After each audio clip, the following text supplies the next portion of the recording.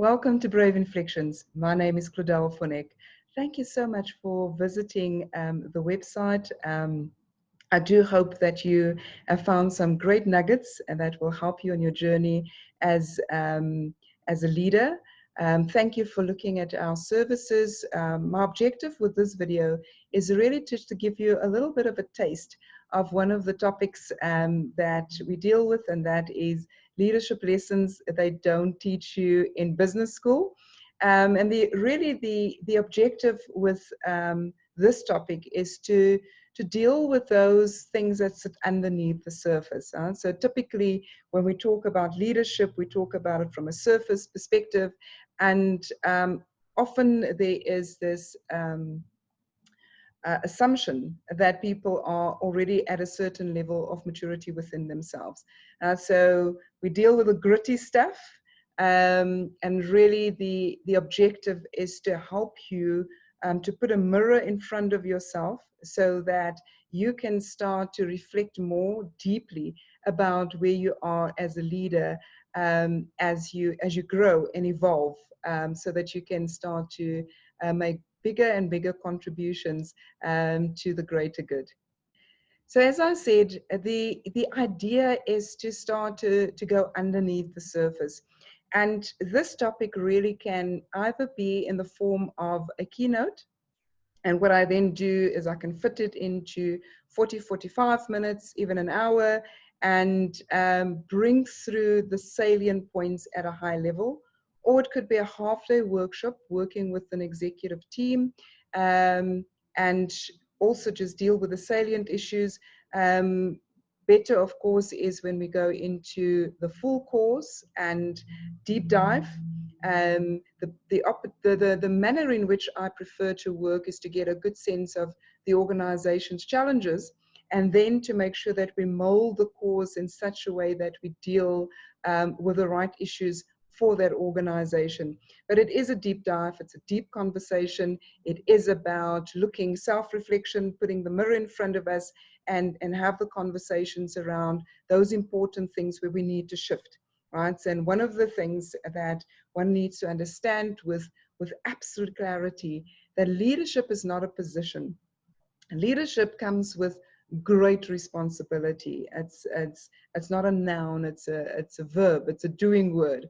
So it often amazes me how many people aspire to leadership positions because they want the position and the authority that goes with it. But then often the responsibility that comes with leadership is left behind. So it's about being conscious of the fact that you are responsible for an organization, responsible for a unit, responsible for a particular area that you have been given authority over. You are responsible for people.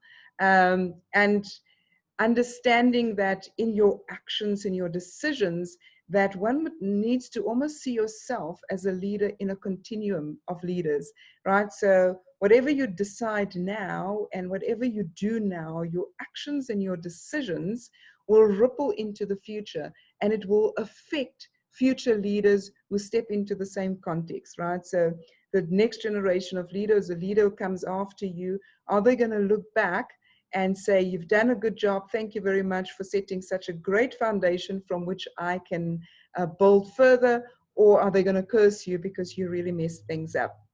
Right? Understand that it is a responsibility. The other concept that I want to also just quickly touch on is that at some point in your career, you're going to need to display ethical courage. And until you have had enough deep reflections, you may find yourself, when you find yourself in a situation where you've got to display the courage, that you're not in a state of readiness. So what we want to do is to mold and build and evolve so that when we are in a position where we are expected to display ethical courage, that we can do so, that we don't wimp away, and see it in the context of the responsibility that we carry as a leader. It also does mean, of course, that sometimes exercising true leadership means that you're willing to walk alone. Because when you're at an inflection point where you have to display ethical courage, And especially when it's in circumstances that are very political, or where you may find that you easily ostracize for pointing out the right things, or when you, for example, you've unearthed corruption or fraud at the highest level, and you want to stand for what is right. Standing for what is right often results in people distancing themselves from you, because they don't want to have to live with the consequences of doing what is right. So what we do is we need to teach you how to, when you're finding yourself at that inflection point and you make the decision to stand for what is right and you start walking alone, how do you ensure that you are as safe as possible? Look, and I'm not going to kid you and say that doing the right things for the right reasons always results in no pain. There often is some pain involved, but what we want to do is to make sure that you land on your feet, that you don't get destroyed in the process, because the greater good will never be served by you being destroyed in the process. We don't want to just make you a martyr. We want to make sure that you come through it okay. The other concept that we also deep dive into is the dark side of leadership, and we look at it from two perspectives. The one is yourself, and that reflection, putting a mirror in front of you. What are those areas where you need to evolve within yourself, where you need to become a better version of yourself?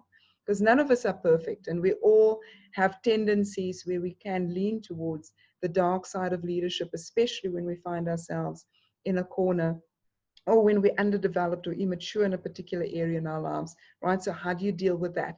The other aspect is when you're encountering leaders in the organization or other people in the organization who are willing to go into spaces where normal people are not willing to go in terms of unethical behavior, right? So when you encounter those people, how do you deal with that? How do you recognize the characteristics of the dark side of leadership before they become destructive, right? And how do you respond to that?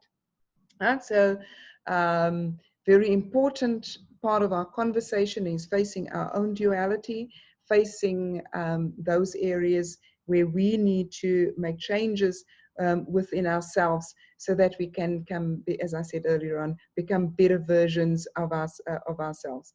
So with that, I say, I hope that you have been able to glean a little bit, get a taste of what it is that we cover in this topic. And as I said, it could be molded into a keynote, a half-day workshop, or a full course, depending on the needs of the organization.